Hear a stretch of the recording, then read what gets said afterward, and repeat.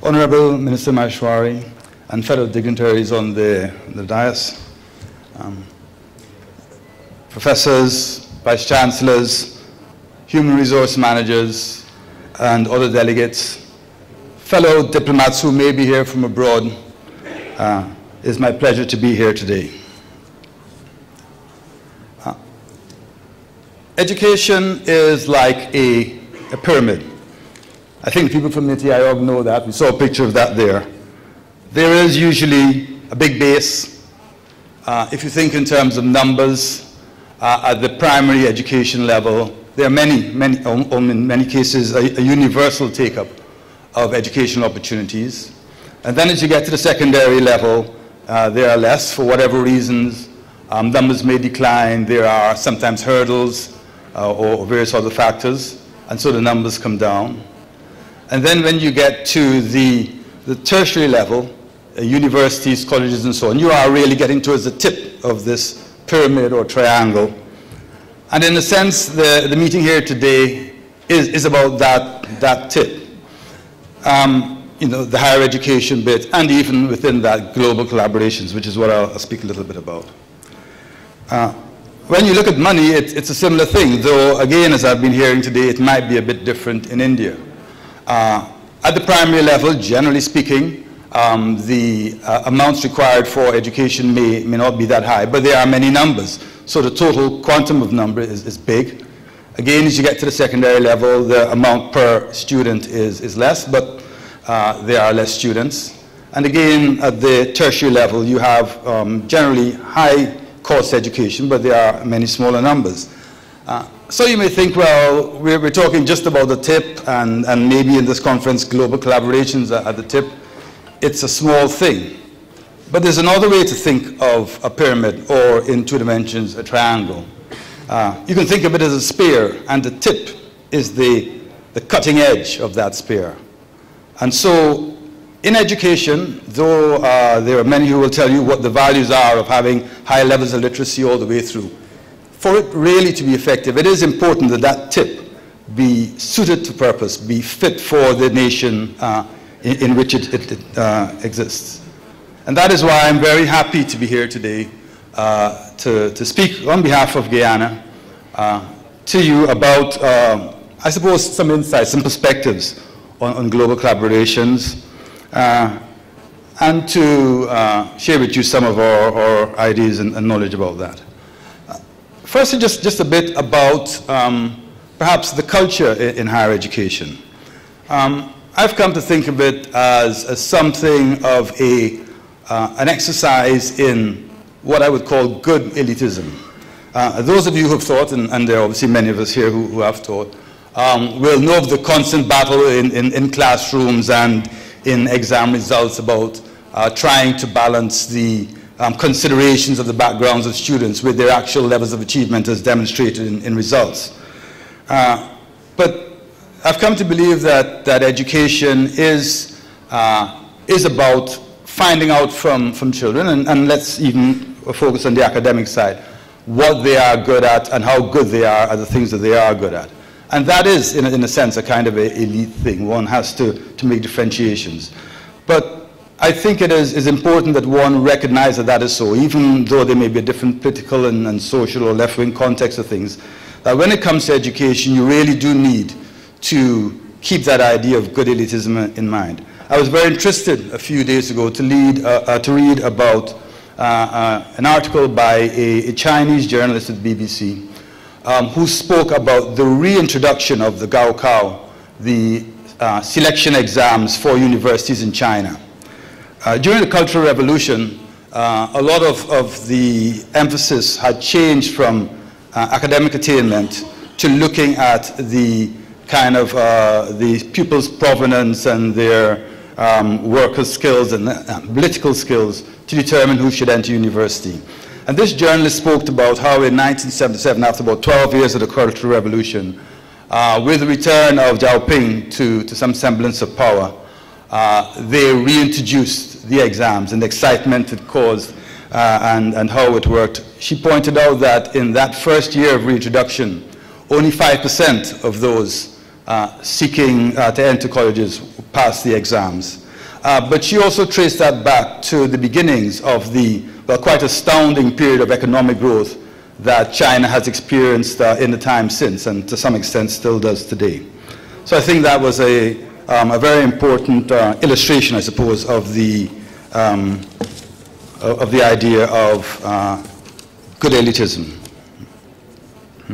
I think there's another aspect of higher education, especially in terms of collaborations, that is important. That is its openness.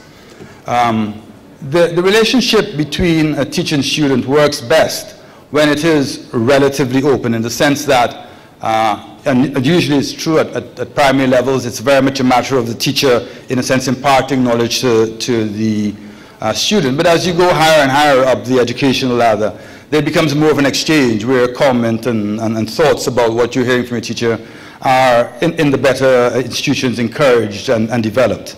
And so I think there's an inherent openness about good education that is useful to bear in mind, especially when one comes to the process of moving beyond your own national borders or boundaries into global collaborations for education. And that concept of openness is something also that's worth keeping in mind. It would be wrong of me to speak on this topic without saying a little bit about Guyana. And I just wanted to draw a few points from my country, the Cooperative Republic of Guyana, that are relevant. In terms of background, Guyana is the only English-speaking country in South America. It's on the kind of northeastern side of South America. It's a resource-rich country. In terms of its natural environment, it is very wonderfully unspoilt. But it has a very low population, which, given the riches that are inherently there, is an issue. And as you'll hear, it's even more of an issue than you might think. To develop skills, you need education. You need people to develop resources, so you need education and skills, and you can't have that with a small population. What may also be interesting from an Indian perspective is that a significant proportion of the Guyanese population is of Indian origin, more than 40% in fact. So it's an interesting, different kind of country in South America. It's not Latin, not Spanish speaking, and so on. Our education is generally very good. It has a kind of open and international flavor to it. The levels of literacy are, very, very high, in the high 90s. And our system of national exams becomes very international very quickly.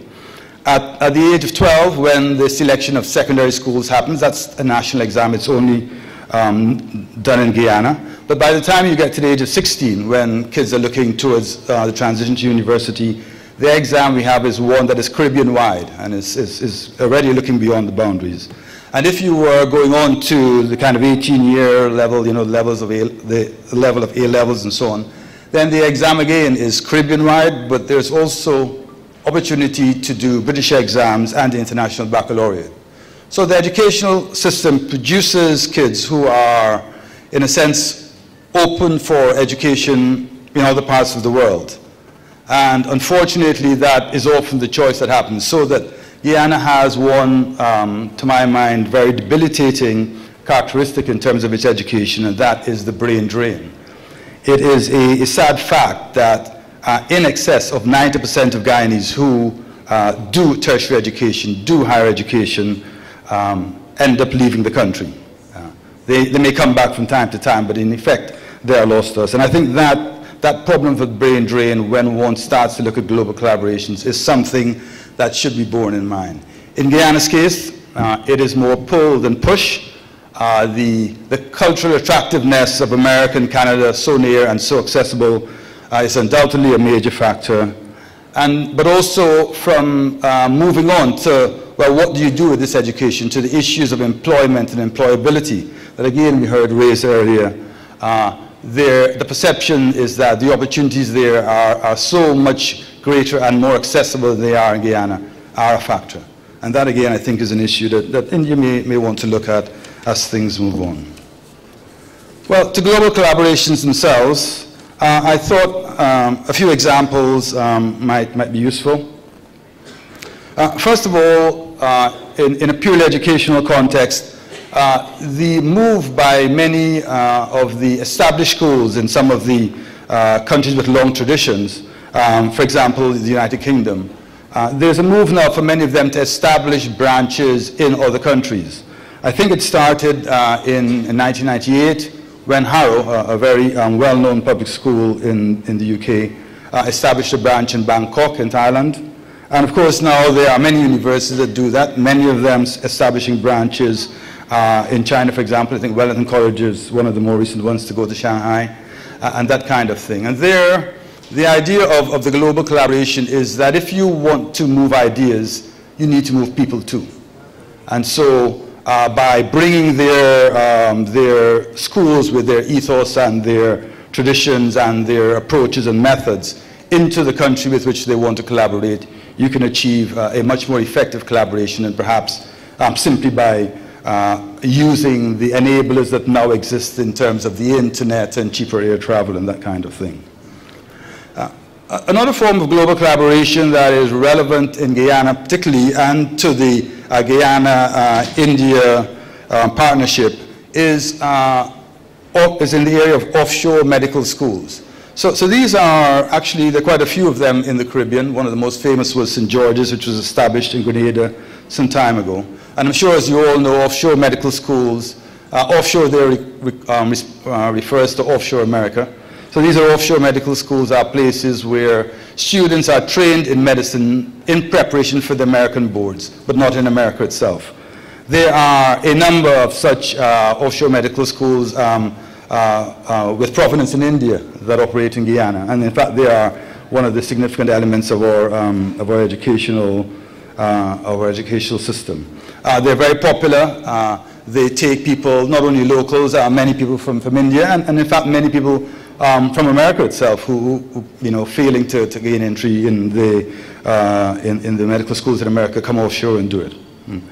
But the final example I wanted to give of collaborations in higher education is not at all directly in education. It is the kind of business processing offshore industry, another big industry for India. So this is the world of call centers, in the world of offshore software development. There are many examples, Infosys, and the like here in India. It's a major industry in India. And I introduced that example not specifically to tie directly to education, but I think that the business processing offshore industry has been so successful that there must be many good ideas and methods that are employed there that would be of use to those who are looking to do global collaborations in education. It's not directly education, but the way they go about it, the long history of success in that area, involving India, I think, must hold some lessons for those who are looking to go to the area of global collaboration in terms of higher education in India. So I leave those thoughts with you. In terms of benefits of global collaboration, I think there are many and obvious. Firstly, there is the sharing of best practice. Secondly, there would be the raising of standards in the way that competition anywhere, healthy competition anywhere, raises standards.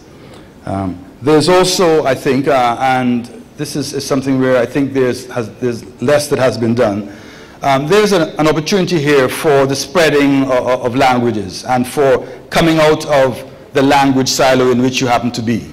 It's particularly common within the English-speaking world to, when you think of collaborations, to immediately think of other English-speaking countries, and we in Guyana have seen examples of that because we are English-speaking in the Caribbean. But in terms of other countries in the Latin American region, which are mostly Spanish-speaking, collaborations that cross those language barriers, and therefore imparting the students already not only another language, but also the cultural awareness that comes with learning another language may be something that would be useful to look at there. And then I think also there's an element of global collaboration that ties in with that film by Steven Spielberg, if you remember, Close Encounters of a Third Kind, which was really just a story of aliens meeting, but meeting peacefully and finding a way to collaborate well. And I think in a sense, when you set up a collaboration with another country away, you immediately set a context of a peaceful collaboration between your two countries, which is clearly going to be of value as the relation develops over time. The pitfalls, well, as I've mentioned before, can be damaging. For us in Guyana, the pitfalls of organized or unorganized global collaboration is the potential of brain drain. The problem that the people that get involved in the collaboration so buy into the idea that in fact they abandon one system and move to another. And that is, I think, a serious problem that, together with understanding clearly the costs and benefits of collaborations, needs to be taken into account. So, for me, global collaboration, I think, is an inevitable consequence of the era of openness that our countries generally and our educational systems are embarking upon. I think that as you examine the space and as you participate in the space, you'll find it is a world of both high ground and low ground. And I would hope that at this conference and in other workshops and fora in which you can deliberate, you will have a good chance to look at that geography all in the round and to choose the high ground. So on behalf of the government and people of Guyana, I present my best wishes to the forum and to the organizers and to the state of Rajasthan, which I am visiting for the first time and happy to do so. I wish you informative deliberations and a successful conclusion to your conference. Thank you.